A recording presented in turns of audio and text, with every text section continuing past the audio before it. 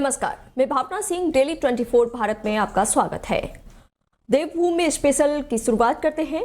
आपको बता दें, पौड़ी के श्रीनगर कोतवाली क्षेत्र में रिश्तों को शर्मसार करने का मामला सामने आया है, जहां एक 17 साल की नाबालिग किशोरी ने अपने ही रिश्तेदार पर खुद के साथ बलात्कार करने का आरोप लगाया है, जिसके बाद नाबालिग किशोरी ने सरकारी अस्पताल में एक नवजात शिशु को जन्म दिया है।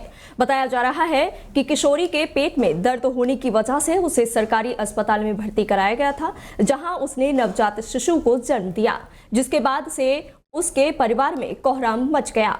जब किशोरी से शिशु के पिता के बारे में पूछताछ की गई तो किशोरी ने बताया कि उसके ही रिश्तेदार, जो कि पौड़ी का रहने वाला है और पेशे से ट्रक ड्राइवर है, उसने उसके साथ बलात्कार किया था। जब उक्त व्यक्ति के बारे में छानबीन की गई तो पता चला कि वह पहले से ही शादीशुदा है और उसकी 2 पत्नियां हैं। घटना के बाद लड़की के माता पिता ने ट्रक ड्राइवर के खिलाफ थाने में मुकदमा दर्ज कराया है।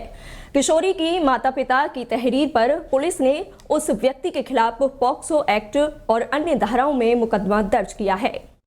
देखिए, आज ये जो बेस हॉस्पिटल है वहाँ से थाने को एक मेमो प्राप्त हुआ, जिसमें एक नाबालिग की डिलीवरी के बारे में बताया गया था।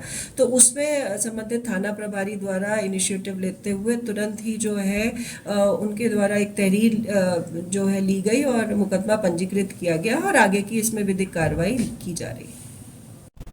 हरिद्वार के सिडकुल थाना क्षेत्र के हजारा ग्रांट में हुई लूट का खुलासा करते हुए पुलिस ने 2 आरोपितों को गिरफ्तार किया है, जबकि आरोपियों का एक साथी फरार है। पुलिस ने आरोपियों के कब्जे से नकदी, तमंचा और अन्य सामान बरामद किया है। घटना का खुलासा करते हुए एसपी सिटी स्वतंत्र कुमार ने बताया कि सिडकुल थाना क्षेत्र में 15 फरवरी को आपको बता दें, हजारा ग्रांट आसाफ नगर के बीच अज्ञात बदमाशों ने धनौरी पिरान कलियर निवासी राहुल कुमार को तमंचा दिखाकर 1.5 लाख की लूट को अंजाम दिया था, जिसके बाद में थाना सिडकुल में मुकदमा दर्ज कराया गया था। आरोपितों की गिरफ्तारी के लिए गठित पुलिस टीम द्वारा घटना स्थल और रास्तों पर लगे सैकड़ों सीसीटीवी फुटेज चेक किए गए। मुखबिर की सूचना पर देर शाम ओसो आश्रम के पास पीर वाली गली से 2 आरोपियों को पुलिस ने गिरफ्तार कर लिया।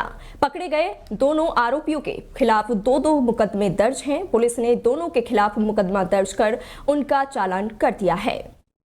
एक व्यक्ति है राहुल, वो बैंक से जो पेमेंट होता है वो लेने का काम करता था।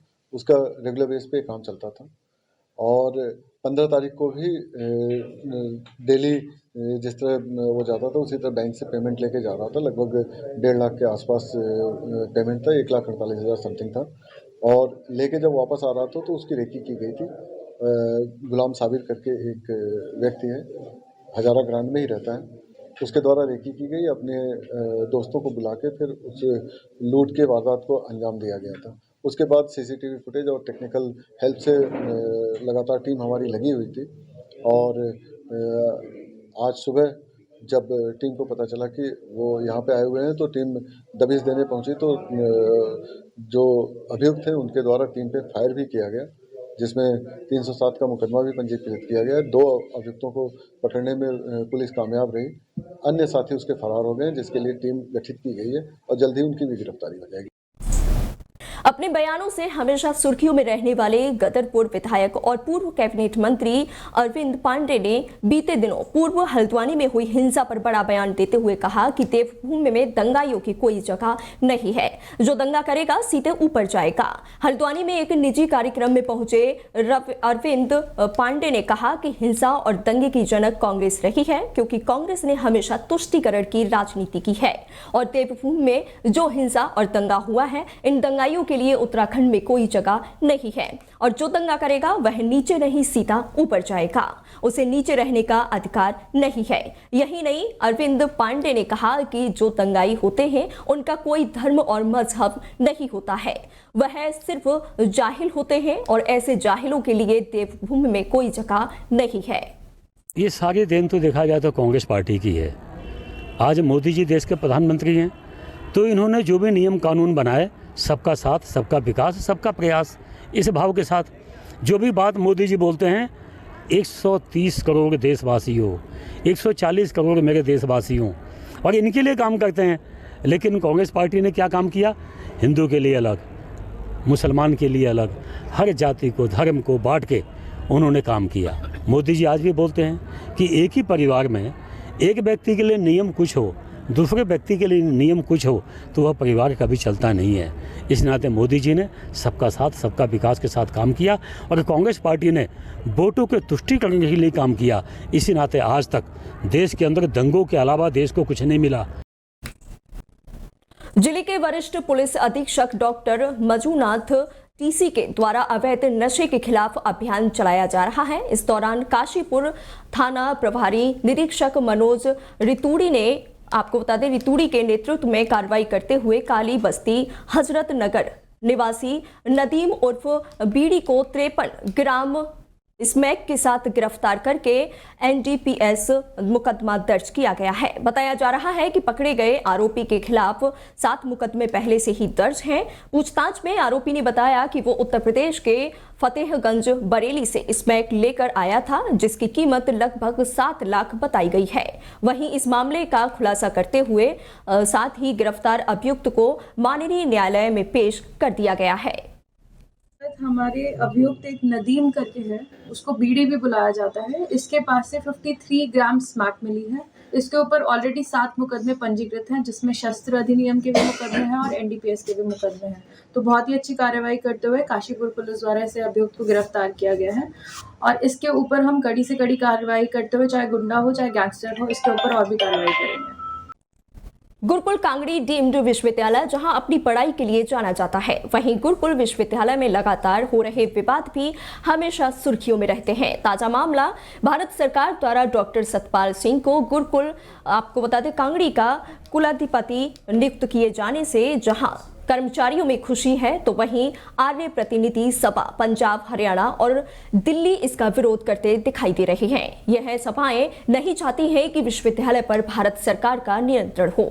यह सब कहना है गुरुकुल कांगड़ी के कुलपति प्रोफेसर सोमदेव सतांशु का। इस संबंध में पत्रकारिता वार्ता करते हुए गुरुकुल कांगड़ी विश्वविद्यालय के कुलपति प्रोफेसर सोमदेव सतांशु ने कहा कि भारत सरकार की ओर से 2023 रेगुलेशन के अंतर्गत डॉक्टर सतपाल सिंह को गुरुकुल कांगड़ी डीम्ड यूनिवर्सिटी का कुलाधिपति घोषित किया गया है, जिससे आर्य प्रतिनिधि सभाएं खुश नहीं हैं, क्योंकि कुलाधिपति सतपाल सिंह गुरुकुल कांगड़ी विश्वविद्यालय के हित में कार्य करते हैं और जिस तरह से आर्य प्रतिनिधि सभाएं विश्वविद्यालय की संपत्ति को खुर्द और बुर्द करती आई हैं, सतपाल सिंह उसका विरोध किया है। उन्होंने आगे आपको बता दें कहा कि जमीनों को बचाया है। इसमें देखिए, जो अनावश्यक रूप से सभाओं के द्वारा दबाव दिए जाते थे, जो अनुचित कार्य होते थे, जैसे कि अभी आपको विदित है, मेरे सामने लिस्ट है, शंकर आश्रम की भूमि, डॉक्टर हरिराम आर्य इंटर कॉलेज की ज़मीन, गुरुकुल जो रोटरी रंगशाला की ज़मीन, गुरुकुल कांगड़ी विश्वविद्यालय के फार्मेसी की ज़मीन, गुरुकुल कांगड़ी फार्मेसी के पीछे की ज़मीन, अभी बड़े परिवार के पीछे 144 ज़मीन, आंवला बाग के पीछे सत्यपाल को ज़मीन, लगभग 1/3 ज़मीन गुरुकुल की बेची जा चुकी है। तो कम से कम ये काम तो रुकेगा नहीं, रची जा सकते नहीं, रच रही हैं। आज जैसे मिला कि उनके खिलाफ दुनिया भर का अपप्रचार कर रहे हैं, वो कि जितना जैसा नाम है उनका स्वयं सत्यनिष्ठ व्यक्ति हैं, 2 पैसा का कहीं उन पर लाग लपेट का नहीं है। ऐसा व्यक्ति जो इन सब चीज़ का विरोध कर रहे हैं, उनको बदनाम करने का प्रयास कर रहे हैं, उनको उनके जो गरिमा है, उनकी जो प्रतिष्ठा है, उसको धूमिल करने का प्रयास कर रहे हैं ये लोग। फिलहाल देवभूमि स्पेशल में मेरे साथ इतना ही, और ऐसी देश दुनिया की तमाम खबरों को जानने के लिए जुड़े रहिए डेली 24 भारत के साथ।